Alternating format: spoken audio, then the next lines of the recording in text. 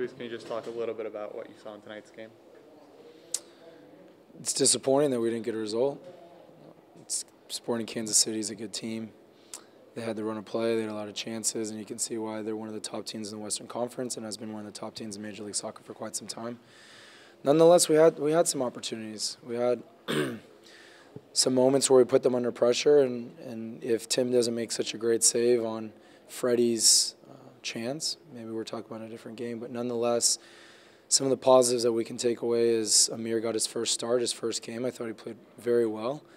And that's something that we look to build off of, because today was about challenging ourselves with some rotation and looking at what sort of options we have in our depth. So it was a valuable opportunity for players that don't normally get minutes to come and face such a huge test here at Sporting Kansas City. And now you have to sort of quickly turn ahead to Philadelphia. How do you sort of prepare yourself for this many games in such a short week?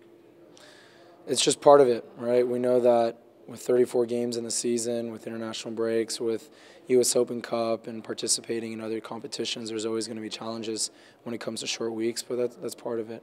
And that's why we had the rotation today. But it's more than just rotating players. It's giving guys an opportunity to play in valuable games, giving them chances to show themselves on a big stage. And I thought today was a chance for some players to really put their best foot forward, and some guys did and some didn't, which is a little unfortunate in their cases. But nonetheless, having this opportunity to be in this environment against a good opponent, I think is going to serve us well down the road.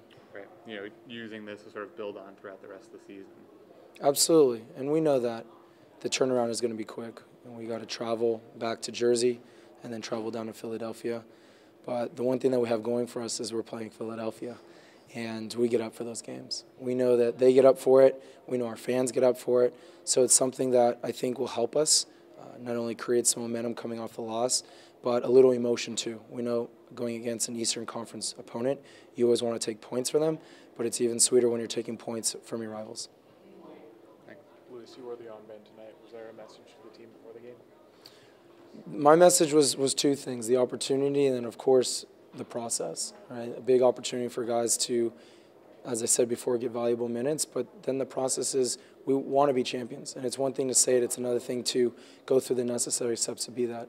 And when you're in tough environments like this today, that process is how can we find a way to get a result?